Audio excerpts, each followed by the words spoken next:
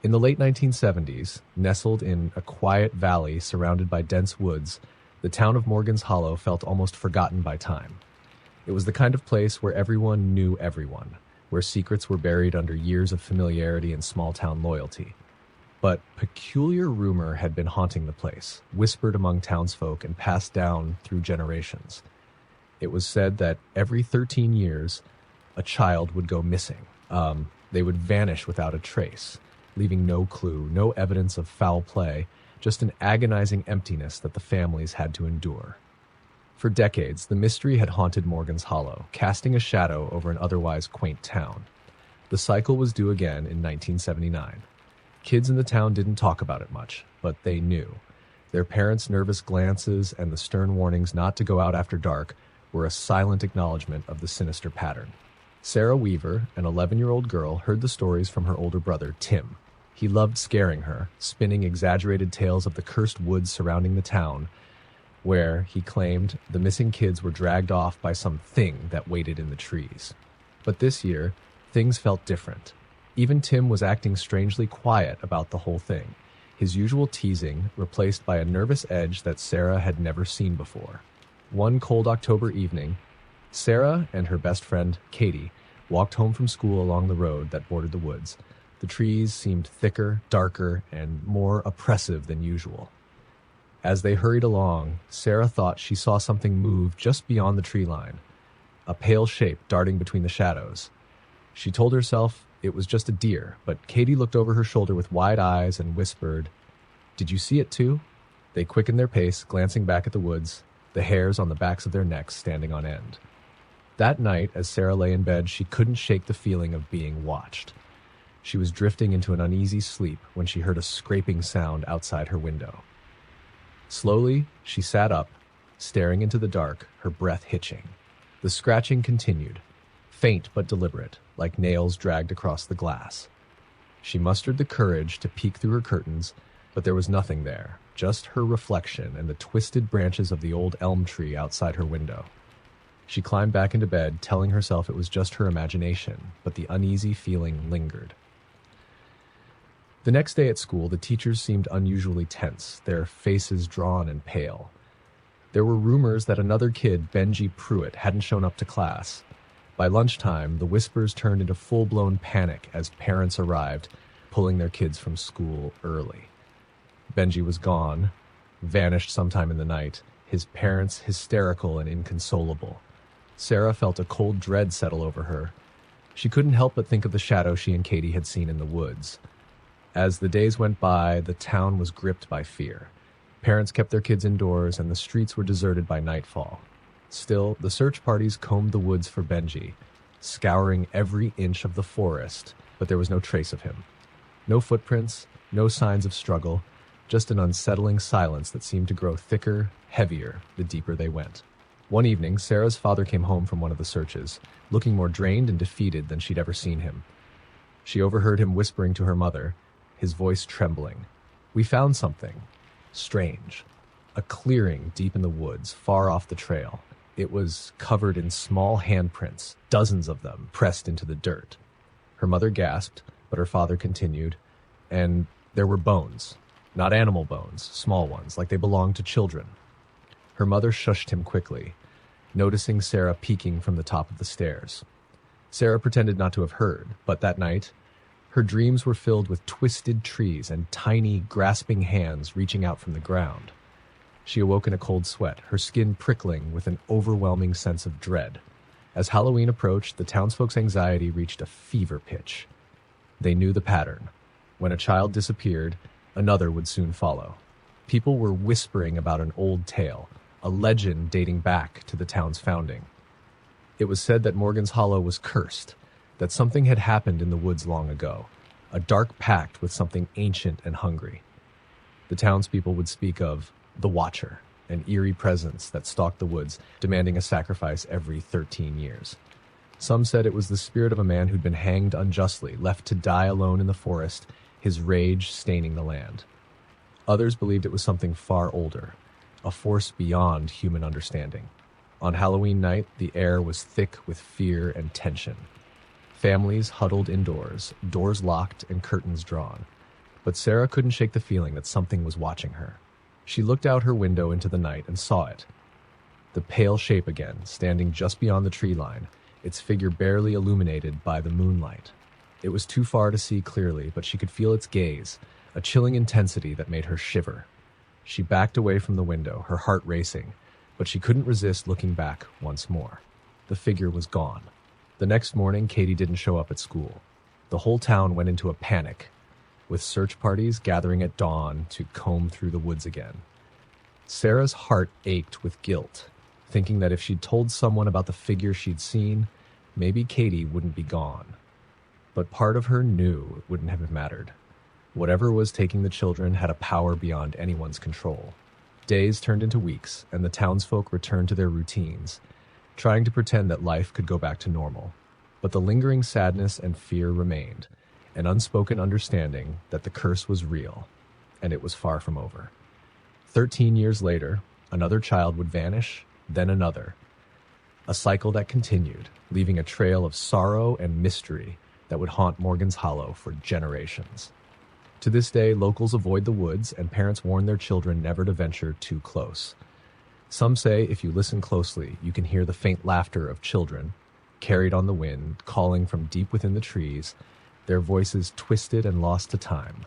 They are the echoes of Morgan's Hollow, the lost souls forever trapped, whispering their secrets to those brave or foolish enough to listen. In the remote town of Pine Creek, tucked away deep in the Appalachian Mountains, the residents were accustomed to isolation. Most people lived on sprawling acres of forested land, with thick, ancient woods casting long shadows over narrow, winding roads. But every local knew to avoid the lonesome path.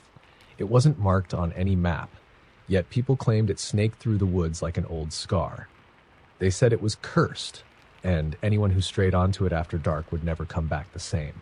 When Rose Dixon, a newcomer from the city, moved into her inherited family home, she'd heard the warnings about the lonesome path but dismissed them as superstition. She was a realist, a teacher, the kind who believed in reason and logic. She found it absurd that people still clung to ghost stories in the age of the internet. Her neighbor, Hank, an older man with a creased, weathered face, caught her on her second day in Pine Creek and offered an ominous warning.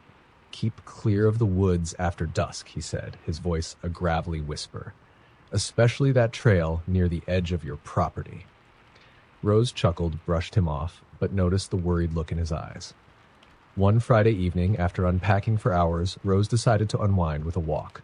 The air was cool, and the orange glow of the setting sun cast a warm hue over the trees.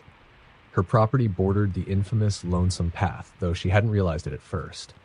Without thinking, she found herself wandering towards it, curious about the stories she'd heard. The trail was faint, covered in moss and bordered by wild, twisted branches. An eerie quiet hung over the path, and as she walked, she felt an uncomfortable chill prickling her skin, but she brushed it off as nerves. The deeper she walked, the more oppressive the atmosphere became. Shadows stretched unnaturally long, the trees seeming to hunch over her, their twisted branches resembling bony fingers. She began to hear faint whispers, like voices just out of reach, carried on the breeze.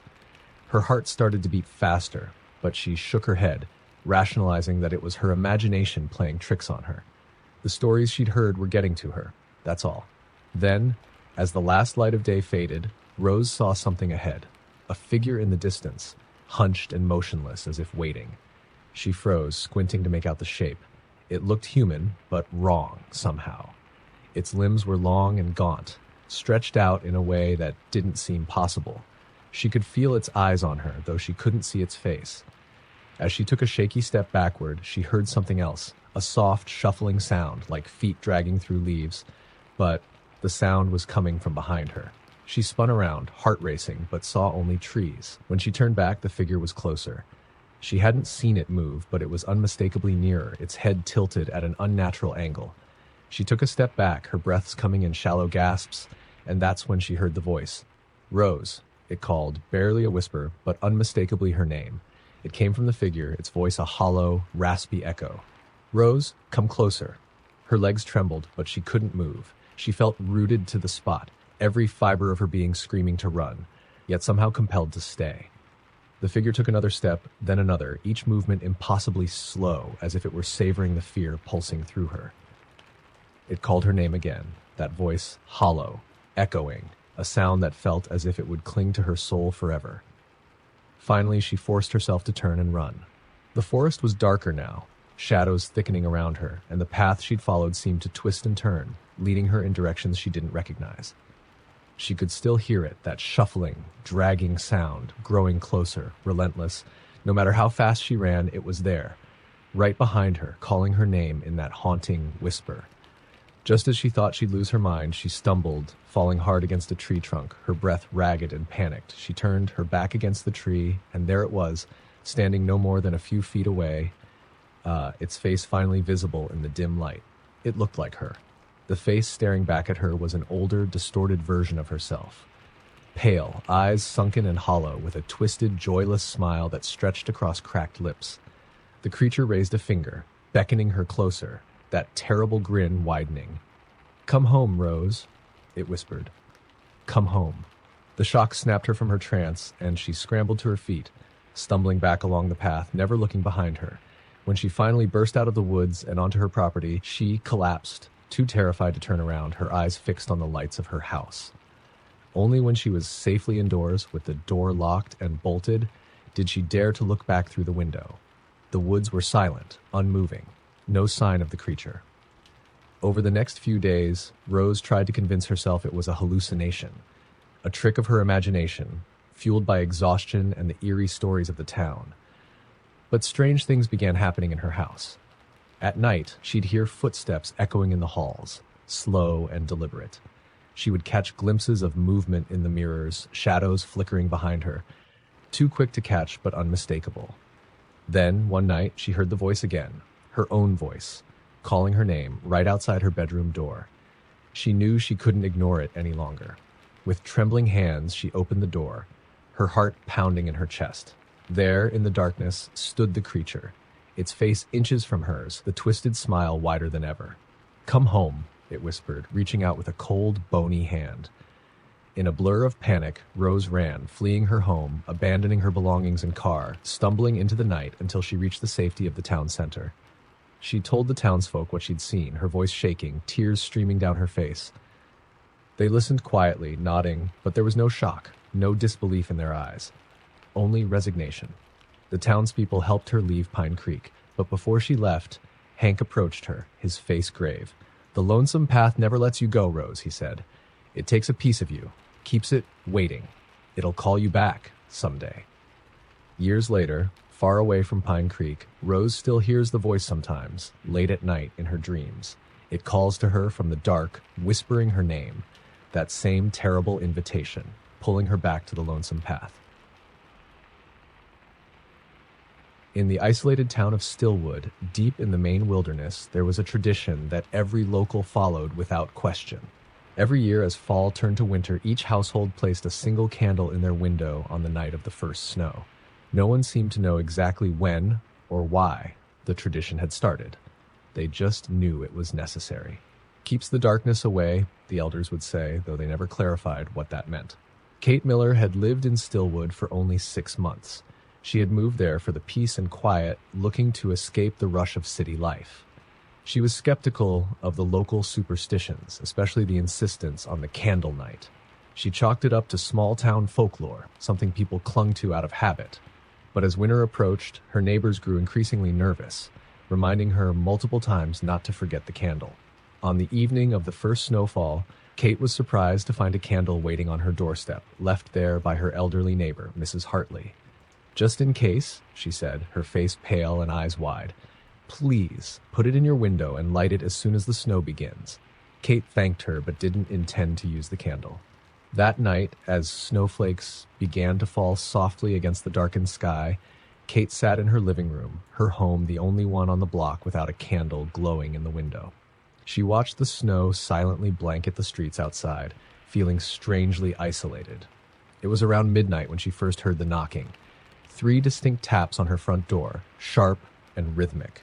Startled, she checked her watch, wondering who would be out this late in a snowstorm. She got up and looked out the peephole, but there was no one there. She shrugged, assuming it must be the wind or a branch against the door, and went back to her chair. A few minutes later, the knocking returned. 3 taps, slow and deliberate. It was louder this time, and it felt different, almost purposeful. She went to the door again, opening it a crack, peering out into the night. The snow was thick now, swirling around her porch light, and the street was silent and empty. Shivering, she shut the door and locked it. She tried to return to her book, but the unsettling feeling gnawed at her. The air felt heavy, thick with an unnameable tension. She started to hear other noises now, faint but unmistakable, footsteps shuffling along the outside of her house, moving slowly, almost cautiously, crunching in the snow. Every now and then, the footsteps would stop, and there would be another round of knocking, always 3 taps, each one sounding closer than the last. Suddenly, she remembered the candle. She didn't believe in superstitions, but an icy fear was creeping into her chest. She grabbed the candle Mrs. Hartley had left and set it in her window, lighting it with trembling hands. The warm glow filled the room, and for a moment, Kate felt foolish for being so scared. But the quiet relief was short-lived. The knocking resumed, louder now, coming from all sides of the house, moving from one window to another. It was as if someone or something was circling her home, probing for a way in. She backed away from the windows, clutching her phone, though she had no idea who she would even call. Every time she tried to peer outside, she saw only shadows shifting in the snow, strange shapes just beyond the candle's light. And then the whispers began. They were faint at first, almost blending with the wind, but slowly they grew louder. They didn't sound like any language she recognized, strange, guttural words that seemed to crawl under her skin. The whispers slithered through the walls, slipping into her mind, filling her with a primal dread. She clamped her hands over her ears, but the whispers only grew louder, more insistent, until they were a chorus of hissing voices pressing in from every direction. Then she heard a familiar voice, her mother's voice, clear and pleading, calling her name from outside. "Kate, please, let me in." Her heart lurched. Her mother had passed away 3 years earlier. She knew it couldn't be real, but the voice sounded so much like her mother that she felt her resolve weaken. She stumbled to the door, hands shaking as she reached for the doorknob, her mother's voice growing louder, desperate.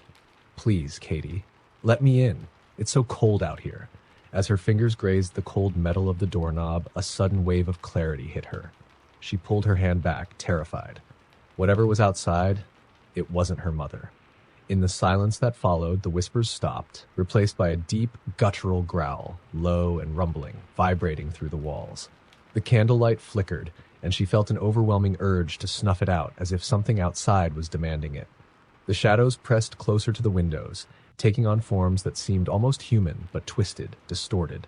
She could make out gaunt faces with hollow eyes and twisted, gaping mouths, all staring at her, their expressions locked in a blend of hunger and hatred.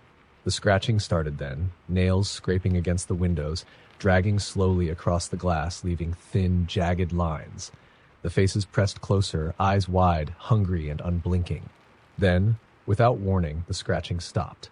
Silence fell over the house once more, thick and suffocating. Kate held her breath, barely daring to move. She glanced at the candle, its tiny flame flickering bravely against the dark. Her heart pounded as she listened, waiting for the next sound, the next movement. But there was nothing. Slowly, inch by inch, she approached the window, peering out into the night. The shadows were gone. The snow lay undisturbed, the street empty. The silence lasted only a few minutes before the familiar 3 knocks sounded again, louder and sharper than ever, right at her front door. But this time, it was followed by a chilling voice that was unmistakably her own. "Kate," it whispered, dragging out her name in a guttural, mocking tone. "Let me in." Frozen, Kate stood paralyzed as the voice continued to call her name, repeating over and over, each repetition growing darker, more twisted. She felt as if it was burrowing into her mind, pulling her toward the door. Her hand moved involuntarily, reaching for the candle, wanting to snuff it out to end the light.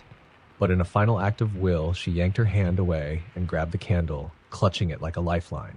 The moment she did, the voice stopped. The room fell silent again, and she felt the air lighten, the oppressive weight lifting ever so slightly. Morning came slowly, casting pale light across the snow-covered streets. Kate hadn't slept, but the daylight brought a small sense of relief. When she dared to look outside, she saw the snow around her home was covered in deep, clawed tracks, circling her house in erratic patterns. There were no human footprints. That morning, Mrs. Hartley came by, her face solemn, and handed her another candle. "Next year, don't forget," she said, her voice grave. "The light is all that keeps them out." Kate moved away from Stillwood as soon as she could, but every year, on the night of the first snow, she still lights a single candle in her window, even hundreds of miles away.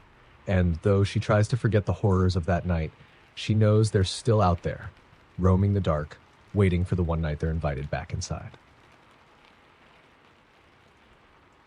In the misty town of Coldwater, hidden in the valleys of northern Idaho, there was an abandoned cabin deep within the woods that no one dared approach. Its rotting structure stood like a ghost in the trees, and locals referred to it only as the house that calls. The stories were always the same. People who ventured near it reported hearing their own voices calling from inside, pleading, sometimes even screaming. No one knew exactly why the place was haunted, or by what, but they all agreed. If you heard the house call your name, it was already too late. For years, no one ventured near it, until Jared Collins, a high school senior with a rebellious streak and a taste for danger, decided to investigate. Jared was skeptical of ghost stories. He'd grown up in Coldwater, hearing tales of the house that calls, but to him, it was nothing more than the overactive imagination of a small town. He convinced a few friends to go with him on Halloween night, determined to prove that the house was nothing but a dilapidated shack. The hike to the cabin was eerie, with dense trees crowding the narrow path, muffling the sounds of the forest. The deeper they went, the quieter the woods became, until all that accompanied them was the crunch of their footsteps on dead leaves. The cabin came into view, its dark skeletal frame barely visible through the mist. Boards hung crookedly from the walls, and the roof sagged, threatening to collapse at any moment. They reached the front porch, and Jared, grinning at his nervous friends, pushed open the door. It creaked ominously, revealing a dark, empty room, its air stale and heavy. The only light came from the thin beams of their flashlights, casting long shadows that danced against the cracked walls. Inside, the silence was suffocating. They moved from room to room, finding nothing but dust and decay. Jared was beginning to feel triumphant, laughing at the absurdity of the legends. But as they entered the back room, the smallest of the group, Eddie, stopped abruptly, his face pale. Did you guys hear that?" Eddie whispered, his voice barely audible. They all froze, straining to hear, but there was only silence.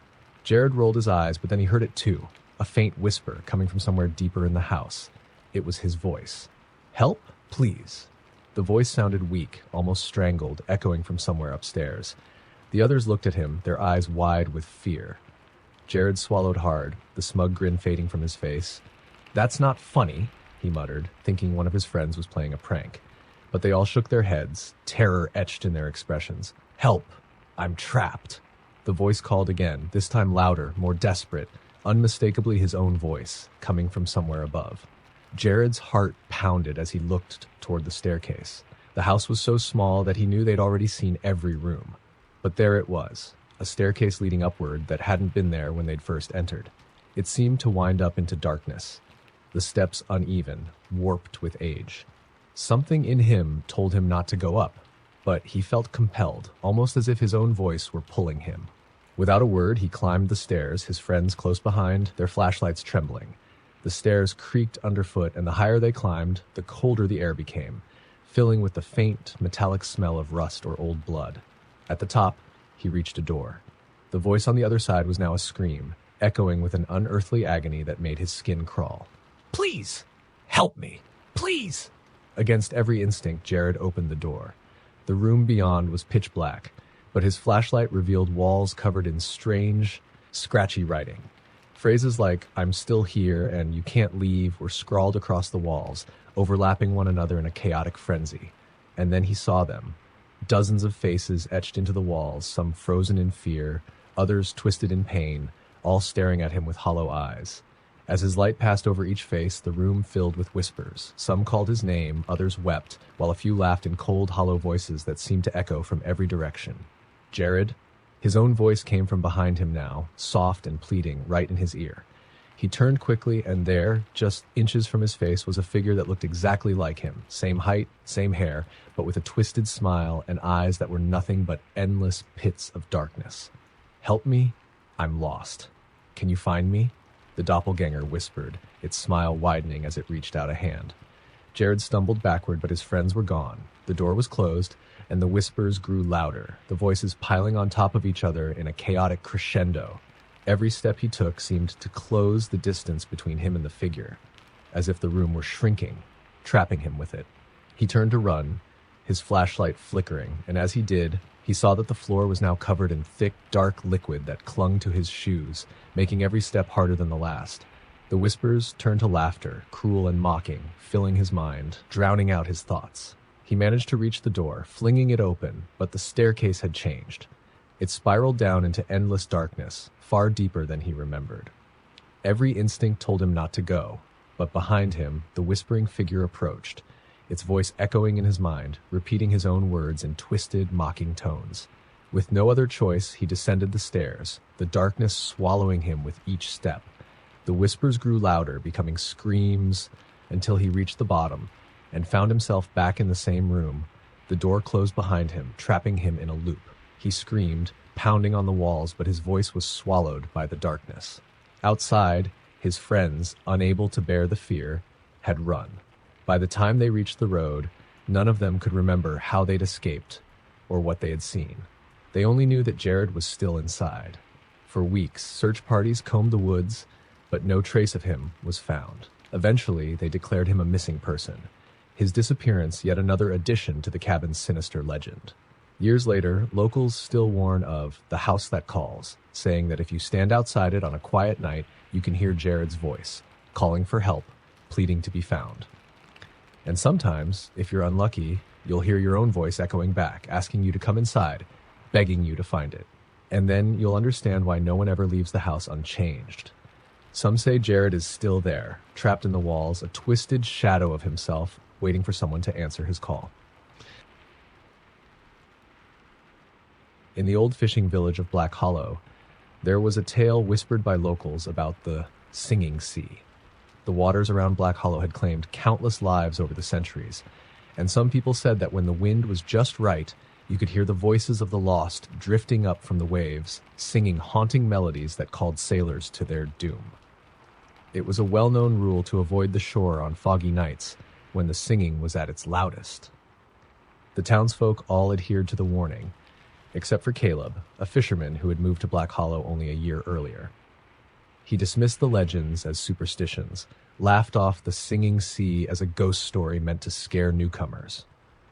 He was a hard-nosed skeptic and refused to believe in anything he couldn't see with his own eyes. One night, while cleaning up his boat at the docks, Caleb noticed a thick fog rolling in, shrouding the shore in a dense, ghostly haze. He was about to head home when he heard it, a soft, lilting melody coming from across the water. The sound was beautiful, delicate, and mournful, like a lullaby carried on the wind. It seemed to echo from all directions, filling the air with a hypnotic allure that sent a chill down his spine. Curious, Caleb stepped closer to the edge of the dock, peering into the mist. The melody grew louder, and as he listened, he felt an inexplicable urge to walk towards the water. The voices seemed to call his name, inviting him to step closer, promising warmth, peace, and something else he couldn't quite place, a strange, unearthly joy. He resisted at first, shaking his head, but the song was so sweet, so compelling, that he found himself taking slow, halting steps toward the edge. He didn't even realize he was crying until he tasted the salt on his lips. The voices stirred something deep within him, an overwhelming sorrow mingled with a longing he couldn't understand. Just as he reached the edge of the dock, a hand grabbed his shoulder, yanking him backward with a rough force. It was old Mr. Griggs, one of the local fishermen, his eyes wide with fear. "Don't listen to them," Griggs hissed, pulling Caleb back. "They'll take you just like they took the others." Caleb shook himself free, anger flashing through him. "It's just a song," he said, embarrassed at having been caught. "Nothing but the wind." Mr. Griggs shook his head, his face pale in the moonlight. "That's what they want you to think. I've lost friends to the singing. They're hungry for anyone who listens too long." Despite his skepticism, Caleb couldn't shake the memory of that haunting song. It lingered in his mind, playing in his thoughts as he tried to sleep. Night after night, he would hear it drifting through his window, faint and distant, as if the ocean itself were calling him back. One night, he couldn't resist any longer. Determined to prove that it was nothing but a natural phenomenon, he grabbed a lantern and headed back to the docks, the fog thick and clinging to the air. The singing was louder this time, and as he approached the shore, he could make out words, though he didn't understand the language. The melody seemed to wrap around him, filling him with warmth and a strange sense of belonging. Against his better judgment, he climbed into his boat, letting the song guide him as he rowed out into the misty darkness. The world around him faded into an endless, swirling fog, and the only thing anchoring him was that hypnotic melody. He rowed blindly, the fog thickening until he couldn't see his own hands on the oars. As he drifted further from shore, he saw shapes forming in the mist. Figures, shrouded in fog, seemed to float alongside his boat, their faces blurred, but their voices strong, singing in harmony with the song that filled the air. The figures circled him, reaching out ghostly hands, beckoning him to join them. The cold settled into his bones, and he felt a sense of despair unlike anything he'd ever known. The faces became clearer, and he realized with a start that he recognized them. They were the lost fishermen, men whose bodies had never been found, their faces etched with sorrow and longing, their eyes hollow and empty. They began to speak, their voices mingling with the song, pleading with him. "Join us," they whispered. "Free us. End our suffering." Caleb's heart pounded as he gripped the sides of the boat, trying to resist the pull of their words. But the figures grew closer, their ghostly hands reaching out to touch his shoulders, his arms, their touch icy and paralyzing. In his mind, he heard his own voice calling out, as though a part of him was already trapped with them, lost forever to the singing sea. The fog thickened, and Caleb felt his body growing numb, his vision blurring. The boat rocked gently, and the water around him shimmered with an unnatural glow, as if the ocean itself was alive, watching, waiting. Just as he felt himself slipping away, a blinding light broke through the fog. Voices shouted his name, and he looked up to see the beam of a flashlight cutting through the mist. Old Mr. Griggs was on the shore, waving frantically, his voice hoarse with panic. "Caleb! Come back! You don't belong there." The fog around him began to lift, the ghostly figures dissolving as the light broke through the mist. Caleb, shivering and drenched in cold sweat, forced himself to row back, each stroke feeling as though he were pushing against invisible hands trying to hold him in place. When he finally reached the shore, he collapsed, gasping for breath, his body weak and trembling. Griggs knelt beside him, his face a mask of relief and exhaustion. "You were nearly gone," Griggs murmured.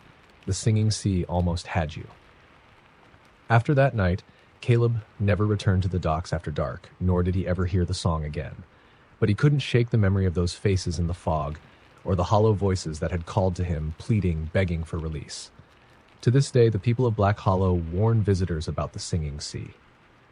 And sometimes, on the foggiest nights, if you stand by the shore, you can still hear the voices of the lost, calling out from beneath the waves, forever trapped, waiting for someone else to join them. In the tiny town of Barrow's Edge, nestled on the outskirts of a dense, mist-laden forest, there was a chilling legend whispered among the locals, the story of the Wraith of the Woods. People said that if you ventured too deep into the forest on a new moon, you would encounter a strange figure. A pale woman in an old-fashioned dress, her face obscured by long, dark hair. She was said to wander the woods aimlessly, appearing to lost travelers and sometimes calling their names in a voice that sounded hollow and far away. Those who saw her never returned, but their footsteps would appear, leading back to town, only to end suddenly at the forest's edge. Derek and his girlfriend, Tessa, had recently moved to Barrow's Edge from the city, eager for a quieter life. They had heard rumors about the Wraith of the Woods, but like most newcomers, they brushed them off as nothing more than an eerie town folktale. Determined to make fun of the legend, Derek suggested they go camping in the forest on the night of the new moon. Tessa was hesitant, but he laughed off her concerns, convincing her that it would be fun. They set out in the late afternoon, hiking several miles into the forest until they found a small clearing. The air was still and an unsettling quiet hung over the place. They set up their tent, made a fire, and tried to enjoy the evening. But as the sun set, an oppressive silence closed in around them, and a dense fog began to creep along the forest floor, snaking around the trees and obscuring the path back. They sat in uneasy silence until, just past midnight, Derek heard a faint sound, like someone walking through the underbrush. He froze, listening. The sound was soft, like footsteps barely pressing into the earth, getting closer with each passing second. He looked at Tessa, who was wide-eyed, clutching her flashlight tightly. "Did you hear that?" she whispered. Derek nodded, trying to convince himself it was just an animal, maybe a deer. But then, faintly, they heard it. A voice. A woman's voice, low and breathy, drifting through the fog. "Derek? Tessa, help me." The voice was familiar, but hollow, as if it had been warped by distance and filtered through the trees. The sound of their own names made Derek's blood run cold. Who's there?" he called out, his voice trembling. There was no answer, only silence. Then the voice returned, closer this time, louder. "Derek, Tessa, come find me." It was Tessa's voice this time, but it sounded wrong, echoing, as though it was coming from deep within the trees. Tessa clutched his arm, fear etched into her face. "Derek, we need to leave." They hastily grabbed their belongings and extinguished the fire, using their flashlights to navigate back toward the path they'd come on. But the fog was thick now, and every direction looked the same. Shadows twisted among the trees, and the silence felt heavy, almost suffocating. It wasn't long before they realized they were hopelessly lost. Just as they stopped to get their bearings, the sound of footsteps started again, this time closer. They whipped around, shining their flashlights into the mist. For a moment, they saw nothing, just the eerie stillness of the fog-shrouded trees. But then, something moved. A figure was standing just beyond the beam of their lights. A woman, her head tilted slightly, her face obscured by her hair. She wore a long, tattered dress, and her skin was an unnatural ashen shade. Her bare feet were half buried in the fog, and she stood perfectly still, as if waiting. Derek's voice shook as he whispered to Tessa, "Don't move. Just don't look at her." But as he said it, the woman's head snapped up, her face emerging from beneath her dark hair. Her eyes were hollow, empty, and her mouth was stretched into a wide, unnatural grin. She lifted a hand, bony and cold in the beam of their flashlight, and pointed directly at Derek. "Derek, Tessa." Her voice was barely a whisper, but it pierced the silence like a scream. Without thinking, they turned and ran, stumbling through the underbrush, dodging branches that seemed to claw at them, as though the forest itself was trying to keep them there. The woman's footsteps followed them, sometimes falling silent, only to reappear closer, louder. After what felt like hours, they spotted a faint light through the trees. It was the trailhead. Relief flooded through them as they bolted toward it, ignoring the branches that scratched at their skin, the stones that tripped their feet. They stumbled onto the path, gasping, finally free of the suffocating forest. The next day, they reported the incident to the town sheriff, who listened grimly, his face pale. "You're lucky," he said quietly. "Not everyone makes it out after she calls their name." As they were leaving the sheriff's office, Tessa turned back to him, curiosity overcoming her fear. "Who is she?" she asked. The sheriff's face hardened. "No one knows for sure. Some say she was a woman who went mad searching for her lost husband, who vanished in those woods. Others say she's just one of the many who got lost in there over the years and never found peace. But there's one thing everyone agrees on. She won't stop calling until she finds someone who will join her." Weeks later, Derek and Tessa moved away from Barrow's Edge, hoping to leave the memory of that night behind them. But sometimes, in the quiet of the night, Derek swears he can still hear her voice, calling his name in that cold, hollow tone, as if the wraith of the woods is still searching, still waiting for him to return. In the isolated town of Dry Creek, there was a hill just outside the town limits known as Lantern's Peak. Locals avoided it like a plague, warning visitors that strange things happened up there after dark. Legend had it that Lantern's Peak was haunted by the Watcher, a mysterious figure who appeared only when a single lantern's light glowed in the dark. The Watcher was a tall, gaunt figure, its eyes reflecting light in the dark like an animal's. It was said that if you saw the lantern on the peak, you were already in danger, because the Watcher was watching you. Most people avoided Lantern's Peak entirely, but one chilly October night, 3 high school friends, curious and skeptical of the story, decided to test their luck. Luke, Eddie, and Maria were known around town for their love of pranks, and they laughed off the warnings as small-town superstition. Armed with flashlights, they hiked up the trail there, the town's dim lights fading behind them as they climbed higher into the cold, quiet night. The trail twisted through dense trees that rustled softly in the wind. As they neared the top of the hill, they noticed how eerily quiet it was. No animal sounds, not even the faint buzz of insects. A thick fog started to roll in, surrounding them and making it difficult to see the path ahead. They were almost at the summit when Maria stopped abruptly. "Do you see that?" she whispered, her voice barely audible. Luke and Eddie followed her gaze and saw a faint glow flickering through the fog ahead. A small, swaying light, like an old lantern, casting a warm but eerie glow across the trail. Their laughter faded, replaced by a prickling unease. "Probably just some camper or hiker," Eddie whispered, trying to convince himself as much as the others. But they all knew there were no campsites on Lantern's Peak. They took a few cautious steps forward, and as they neared the light, the fog seemed to thicken, closing in on them until they could barely see each other. The lantern flickered again, then went out, plunging them into near total darkness. "Hello?" Luke called, his voice trembling. No answer came, just silence. Then they heard footsteps, soft, deliberate, moving slowly, as if someone were pacing in a circle around them. The footsteps grew louder, but they could see nothing through the fog. The light flickered back on, illuminating a figure just ahead. It was tall and thin, its head tilted slightly as if studying them. Its eyes shone with an unnatural glow, and its face was obscured in shadow. Who are you?" Maria managed to whisper, her voice shaking. The figure didn't answer. Instead, it raised its hand, motioning for them to come closer. They stood frozen, too terrified to move, but the figure began walking toward them, one slow step at a time. The fog around them seemed to pulse with every step it took, thickening and swirling, trapping them in a wall of gray. "Run!" Eddie yelled, grabbing Maria's arm and pulling her back down the trail. They bolted down the hill, their flashlights bobbing wildly, barely lighting the path ahead. But the footsteps followed, quicker now, almost gliding down the trail behind them. Every time they dared to glance back, the lantern flickered in the fog, closer and closer, like it was chasing them down the hill. They reached a clearing where the fog lifted slightly, giving them a brief reprieve. Panting and out of breath, they huddled together, scanning the trees for any sign of the figure. But the forest was silent. Just as they began to relax, the lantern reappeared at the edge of the clearing, and the watcher stepped into view, closer than before. They could finally see its face, or what passed for a face.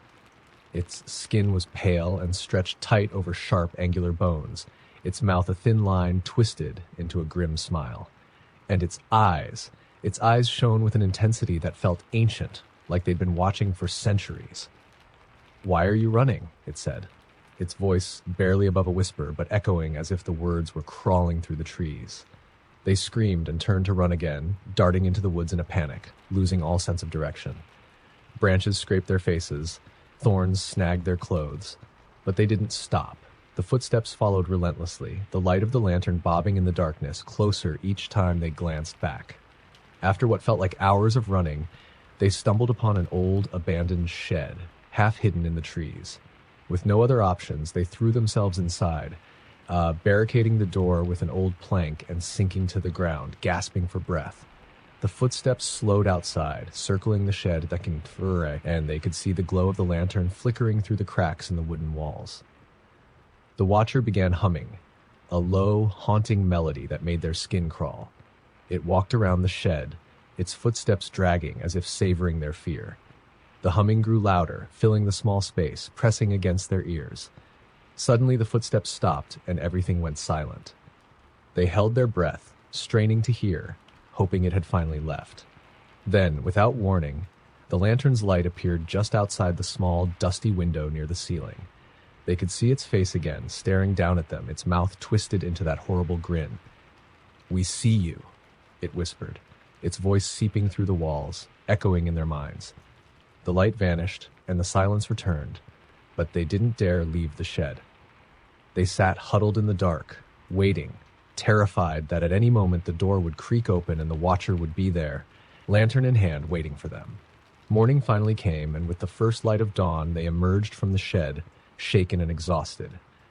The forest was still, the fog gone, and there was no sign of the watcher. They stumbled back down the trail to town, too scared to speak, their faces pale and haunted. When they told their story to the townsfolk, no one seemed surprised. A few nodded knowingly, and one old man leaned in close, his voice barely a whisper. "If you see the lantern, it means he's chosen you," he said, "and he never stops watching, not until he finds what he's looking for." Days turned into weeks, and life returned to normal. Almost. But each of them was changed, unable to shake the feeling that they were being watched.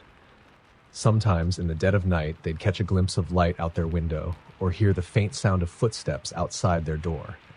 And each of them knew that one day, the Watcher would come for them again, lantern in hand, waiting to finish what he had started.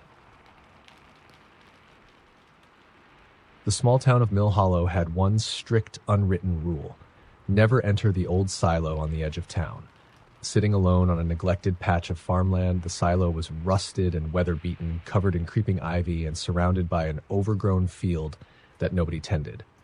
Stories about the silo had circulated for years: disappearances, strange noises, and sightings of people who seemed off, emerging from the shadows. The story everyone knew was of young David Lanning, a boy who'd gone missing after sneaking into the silo on a dare. The local kids would say that sometimes if you got close enough, you could still hear him calling for help from deep inside the structure, as if he were lost somewhere within the metal walls. Mill Hollow's Maze, they called it, because once you went in, you never came out the same. One rainy evening, two teenage friends, Jack and Ben, decided to test the legend. They had both heard the stories, of course, but as they'd grown older, they began to question them, dismissing the tales as town folklore. To prove it was just a building and nothing more, they dared each other to go in and explore. Armed with flashlights and feeling invincible, they made their way through the muddy field toward the silo. The place was eerily silent, save for the gentle hum of rain hitting the metal structure. When they finally reached the door, they found it slightly ajar, creaking softly with the wind. Jack glanced at Ben, giving him a shaky grin, and pushed the door open wider.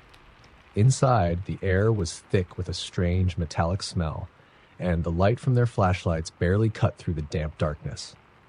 They shone their lights up, realizing the walls stretched impossibly high, much higher than they'd remembered from the outside. The walls were lined with strange markings, faded symbols, and scratch marks, like someone had clawed their way in or out. "See? Just an old silo," Jack said, though his voice trembled a little. They began to explore, walking around the narrow inner wall. The floor was covered in a thick layer of dust and debris, but there were footprints, small and faint, leading deeper into the darkness. Jack followed them with his light, curiosity getting the better of him, while Ben hung back, suddenly feeling uneasy. As they moved further, the air grew colder, and a low humming sound began to resonate through the walls. It was subtle at first, almost like the echo of their footsteps, but it grew louder, more distinct, morphing into a quiet, persistent whisper. They stopped, shining their flashlights into the blackness beyond, trying to locate the source of the sound. "Did you hear that?" Ben whispered, his voice barely audible. Jack nodded, his face pale.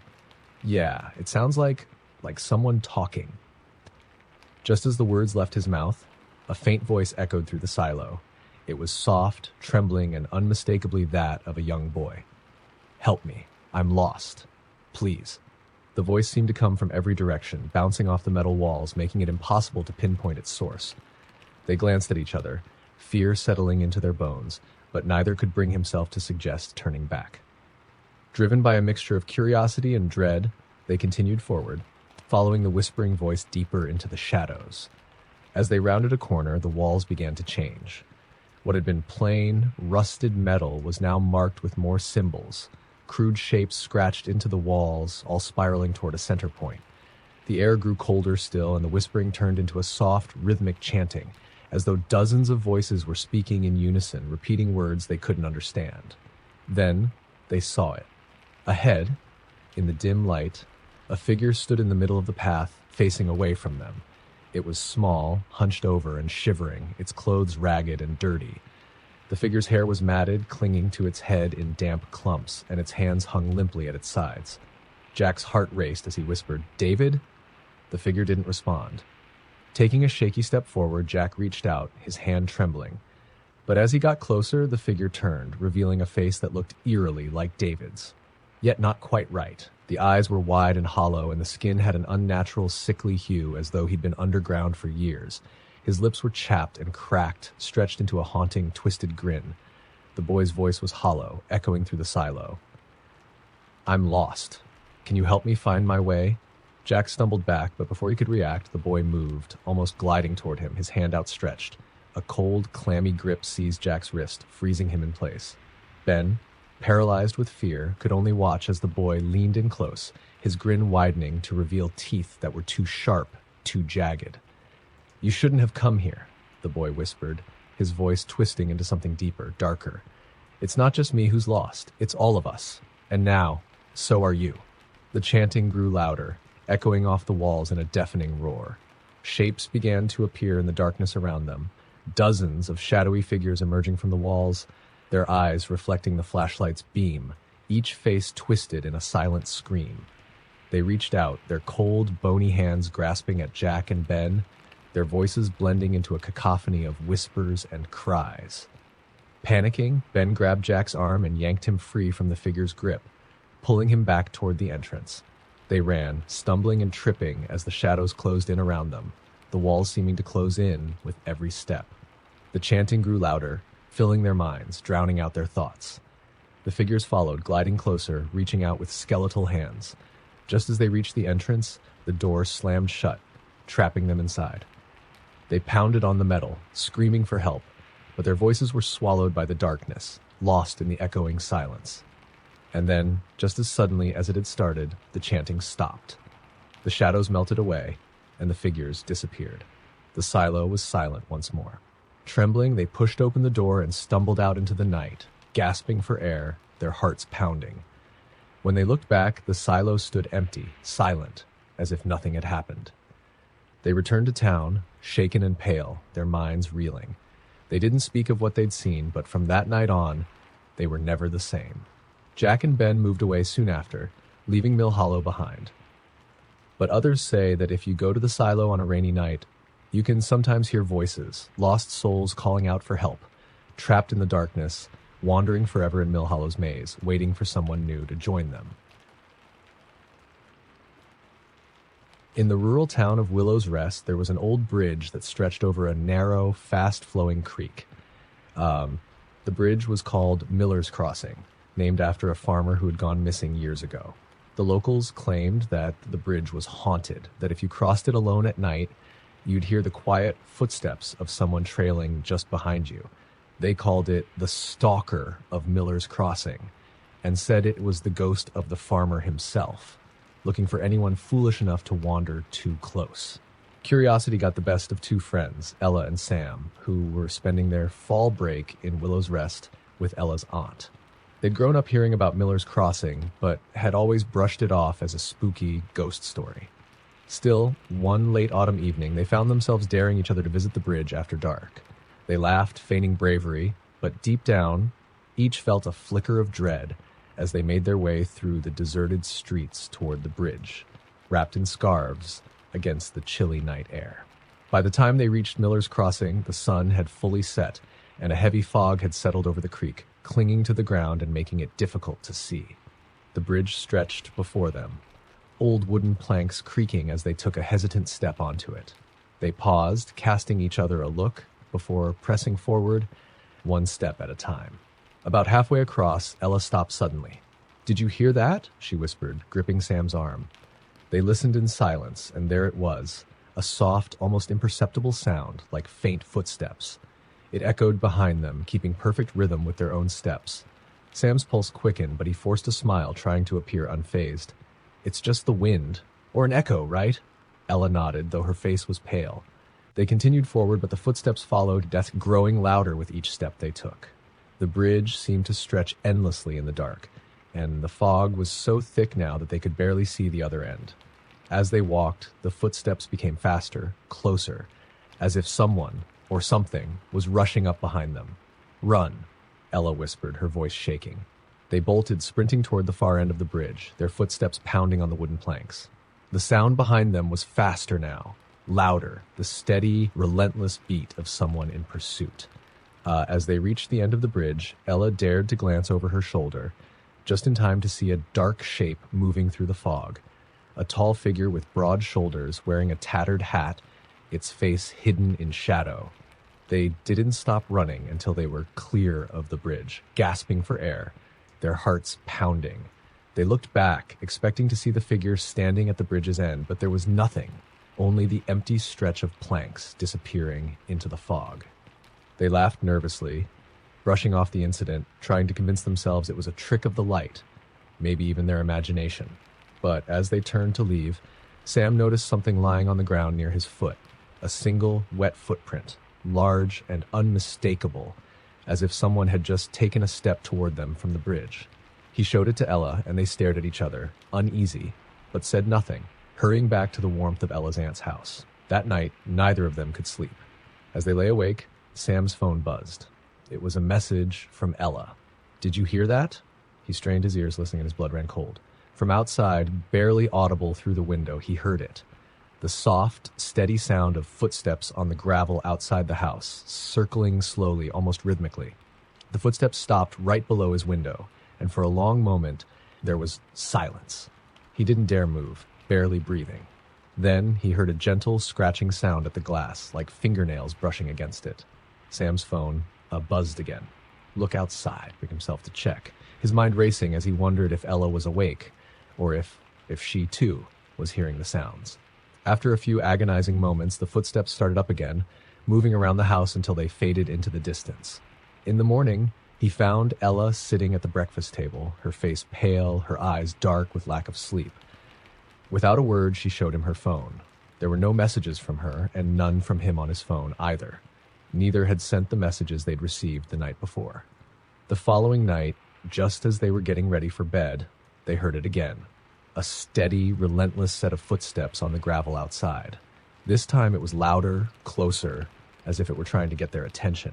They huddled in Ella's room, too terrified to look outside, listening to the sound of someone pacing around the house, occasionally stopping to scratch at the windows or press lightly on the door, as if testing the lock. The footsteps came back every night after that, growing bolder, louder. Ella's aunt, who slept through each incident, thought they were imagining things, but to them, it felt all too real. One night, the footsteps seemed to stop right outside Ella's window, and a low, gravelly voice whispered, "Where are you going?" as if it had finally caught up to them. In a panic, Ella and Sam left Willow's Rest the next morning, swearing never to return. As they drove out of town, they passed Miller's Crossing, the fog lifting just enough for them to catch a glimpse of a figure standing alone on the bridge. He wore a tattered hat, his face still hidden in shadow, watching them as they sped away. Years later, Ella heard that someone else had gone missing on that bridge, a local boy who had dared to cross it alone at night. She thought of the footsteps, the whispers in the dark, and she wondered if Miller's Crossing would ever let anyone truly escape. Because sometimes, late at night, she'd wake with a start, heart pounding, sure she'd heard footsteps circling her house, slow and steady, as if the stalker had finally come looking for her, just as it had promised. There was a town legend in Blackwater Falls about a place hidden deep within the forest called the Mirror Cabin. It was a place nobody talked about openly, especially those who claimed to have seen it. According to rumors, the cabin would appear only at night, and only to those who had lost their way in the woods. Its walls were said to be lined with mirrors, warped, old, and cracked, and those who found it and entered were never quite the same again. Some never returned at all. 4 friends, all high school seniors, Mia, Tom, Jake, and Lily, decided to test the legend one autumn night. It was their last Halloween together before college, and they wanted a story they could share for the rest of their lives. The sky was clear, and the forest glowed silver in the moonlight as they set out, flashlights in hand, venturing deeper and deeper into the trees, moving off the trail with every step. They joked and laughed at first, but an uneasy silence began to settle over them as the trees thickened and the air grew colder. It was past midnight when they realized they were lost. Their flashlights seemed to dim with every passing minute, casting only a weak glow in the dense fog that had begun to roll through the trees. The forest was dead quiet. No crickets, no wind, just the sound of their footsteps crunching on the damp leaves. Just as panic started to set in, Mia spotted a faint glow in the distance, barely visible through the trees. "Look," she whispered, pointing. "Do you see that?" The others nodded, all of them too tense to speak. They made their way toward the light, and there, in a small clearing, stood the cabin. It looked impossibly old, with walls of warped wooden planks and windows like dark, empty eyes. Inside, they could see a faint flickering light, as if from a candle. "Guess we found it," Tom whispered, his voice barely audible. Without another word, they approached the door. It was slightly ajar, creaking softly as they pushed it open. The smell of damp wood and something sickly sweet washed over them. The room was empty, except for a single spluttering candle on a small wooden table. The walls were lined with mirrors of all shapes and sizes, each one coated in a film of dust. Some were cracked, others completely shattered, but they all shared one disturbing detail. Their reflections seemed wrong. When Mia looked into the nearest mirror, she saw herself, but her face was slightly twisted, her mouth stretched into an unnatural, wide grin. She stepped back, her heart racing, but her reflection stayed frozen, grinning back at her with eyes that seemed to shine in the candlelight. "Guys, something's wrong with the mirrors," she whispered, her voice trembling. The others looked around, noticing their own warped reflections staring back at them from every angle. Tom's reflection had sunken eyes, hollow and black, as if he hadn't slept in years. Jake's skin was pale and waxy, his eyes darting back and forth even though he stood perfectly still. Lily's reflection appeared to be crying, silent tears streaming down her face, even as she stood stone-faced, too terrified to move. "We need to get out of here," Jake said, backing toward the door. But when he turned to open it, the door was gone. The walls seemed to have shifted, trapping them inside. The mirrors on every wall suddenly flickered, as if they were alive, and the reflections began to move on their own.